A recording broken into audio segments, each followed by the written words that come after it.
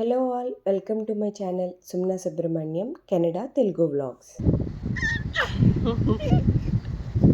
Hi చెప్పు.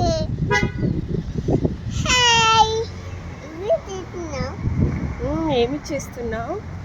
Canada వచ్చిన almost 6 months తర్వాత మాకైతే ఒక ఫ్యామిలీ డాక్టర్ దగ్గర అపాయింట్మెంట్ దొరికింది. కెనడాలో ఫ్యామిలీ డాక్టర్ని చూస్ చేసుకోవడం అనేది చాలా ఇంపార్టెంట్. మన హెల్త్ రిలేటెడ్ డేటా మొత్తం ఒక డాక్టర్ దగ్గర ఉంటుందన్నమాట. హెల్త్ డేటా అంటే like height, BP, sugar, weight, మన డైలీ లైఫ్ స్టైల్, ఏమైనా హెల్త్ ఇష్యూస్, ఇలా అన్నీ ఆయన దగ్గర అయితే ఒక డేటా అనేది ఉంటుందన్నమాట. ఫ్యామిలీ డాక్టర్ అనేసరికి ఏదో పెద్ద హాస్పిటల్కి వెళ్తాం అనుకుంటాం, కానీ కాదు, ఇలా చిన్న క్లినిక్లో ప్రాక్టీస్ చేస్తుంటారు. మాకు పాప ఉంది, జాను 2 years old. మేము కెనడా వచ్చిన ఫస్ట్ మంత్ నుండి వెయిట్ చేస్తున్నాము, ఎవరైనా ఫ్యామిలీ డాక్టర్ అవైలబిలిటీ ఉంటే బాగుండు అని. చిన్నపిల్లలు ఉన్నప్పుడు చెప్పలేం కదా ఎలా ఉంటుందనేది. ఫైనల్గా అయితే మాకు ఒక ఫ్యామిలీ డాక్టర్ కన్ఫర్మ్ అయ్యారు. మా ఫ్యామిలీ హెల్త్ హిస్టరీ, మా హెల్త్ గురించి కంప్లీట్గా అన్నీ అడిగి కొన్ని టెస్టెస్ అయితే రాశారనమాట నాకు, నా హస్బెండ్కి. Like blood test and urine test. ఇక్కడ బ్లడ్ టెస్ట్ చేయించుకోవడానికి వచ్చాము. Blood test and urine test appointment కోసం అయితే మేము 2 days వెయిట్ చేసాము. చాలా ఫాస్ట్గానే అయిపోయింది. వెయిటింగ్ టైం ఎక్కువ ఉంది కానీ బట్ చాలా ఫాస్ట్గానే అయిపోయింది. 2 to 3 days పడుతుందంట టెస్ట్ రిజల్ట్స్ రావడానికి. సో వెయిట్ చేయాలి 3 days. రిపోర్ట్స్ మాకేమి ఇవ్వరని చెప్పారనమాట. డైరెక్ట్గా డాక్టర్కి సెండ్ చేసేస్తామని చెప్పారు. నాకు అప్పుడప్పుడు లెగ్స్ పెయిన్ ఉంటాయని చెప్పాను డాక్టర్కి. అలాగే నా హస్బెండ్ లక్ష్మి కూడా అప్పుడప్పుడు నడుము పట్టేసినట్టు పెయిన్గా అనిపిస్తుంటుంది అని చెప్పారు. సో ఇద్దరికి ఎక్స్రేస్ అయితే రాశారనమాట. ఈ ఎక్స్రేస్ కోసం అయితే అపాయింట్మెంట్కి 4 days వెయిట్ చేసాం. ఎక్స్రేస్ తీయడం కూడా చాలా త్వరగానే అయిపోయింది. కానీ అన్ని టెస్టులు ఎక్స్రే అయిన 4 days తర్వాత క్లినిక్ నుంచి కాల్ వచ్చిందనమాట. మీ రిపోర్ట్స్ వచ్చాయి, మీరు అపాయింట్మెంట్ బుక్ చేసుకొని డాక్టర్ని అయితే విజిట్ చేయమని.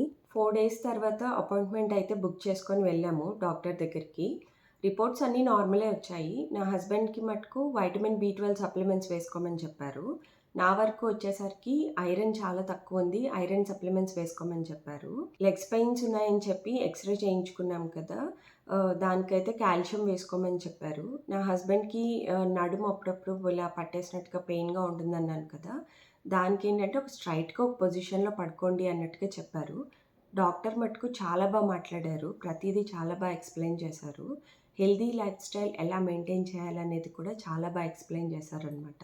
ఫస్ట్ టైం మనం ఫ్యామిలీ డాక్టర్ని మీట్ అవుతున్నాం అన్నప్పుడు వాళ్ళు ఒక ఫుల్ హెల్త్ ఇన్ఫర్మేషన్ కోసం చేసే కామన్ టెస్ట్లే ఇవన్నీ.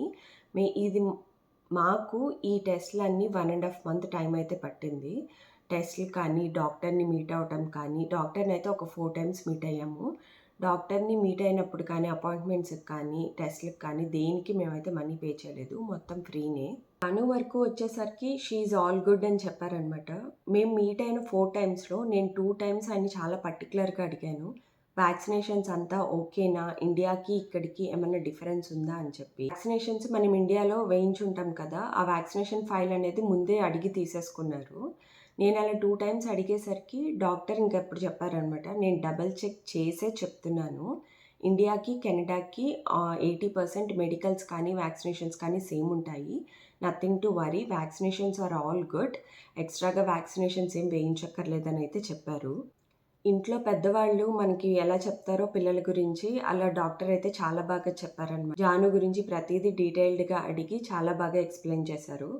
లైక్ బుక్ రీడింగ్ అలవాటు చేయండి, బయటికి ఎక్కువగా తీసుకెళ్ళండి, పార్క్కి తీసుకెళ్ళండి, పిల్లలతో ఎక్కువగా ఆడించండి, ఎక్కువగా స్క్రీన్ టైం చూపించద్దు, ఫ్రూట్స్, వెజిటబుల్స్, ఎగ్ ఎక్కువగా తినిపించండి, అలవాటు చేయండి అని చెప్పి ఇలాంటివంతా చెప్పారనమాట. ఇది మా ఓవరాల్ ఎక్స్పీరియన్స్.